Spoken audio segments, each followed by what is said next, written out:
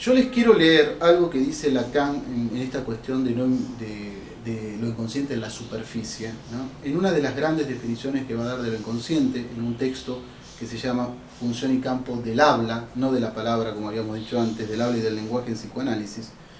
porque se trata de la palabra hablada, diferenciamos la mot de la parole. Es un texto que se conoce como Congreso de Roma del año 53. Lacan va a decir: lo inconsciente es aquella parte del discurso concreto, en cuanto transindividual, y esto no tiene nada que ver con Jung,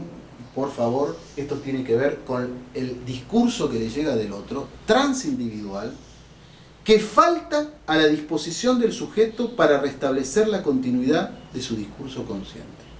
¿no? Hay una falta en el orden de lo inconsciente, habíamos hablado de la letra A, de la iancia, el inconsciente tiene una apertura y tiene un cierre, una iancia,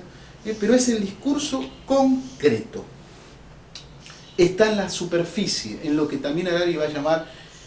vocología, en las cuestiones que no solo se remiten a las 5 manifestaciones de lo inconsciente que sabemos, sino a todo lo que podemos escuchar, y esto es lo que nos va a diferenciar a un analista de otro, en el dispositivo, en el artificio, frente al paciente o al analizante. Por eso Lacan también en otro artículo de Davidson decía: lo inconsciente está estructurado como un lenguaje y es en medio de su decir que produce su propio escrito. Es decir, estructurado a la manera de un lenguaje, en medio de su decir, del bla bla bla, del decir, produce su propio escrito. Lo que habíamos visto antes en el esquema Landa, un sujeto comunicándose con otro, pero cada sujeto tiene un yo, tiene un fantasma, así que la comunicación siempre llega mal. Y acá, en medio de su decir, hay algo en el orden de la falta, que falta justamente a la disposición del sujeto para continuar con su discurso consciente. Esto quiere decir entonces que, al igual que el síntoma, al igual que el trauma, lo inconsciente también va a adquirir su valor a posteriori. Porque si el sujeto dice Juan y quiso decir Pedro, se equivoca, nosotros sabemos que se está equivocando, porque lo dice: ah, perdón, quería decir Pedro, no le decimos nada, lo dejamos pasar, no hay nada, no hay escucha, no hay lectura de ese fallido.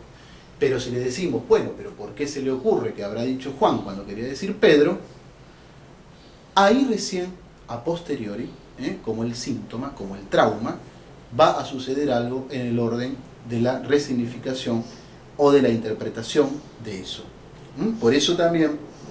para nosotros, lo reprimido es retorno de lo reprimido. Tenemos, para hablar en términos de matemas, algo que hay un S1 acá, un significante que va a estar una represión originaria, pero en el campo operativo del sujeto lo constituye este S2, que está compuesto de todos los otros significantes, que van a remitir seguramente a ese S1. Pero lo que le quería decir, que hay también otra definición que Lacan va a decir en el seminario 11, que es la Wojcicek, la trabaja muy bien, por ejemplo, en uno de sus textos, que va a decir que lo inconsciente es lo que viene del futuro, del porvenir.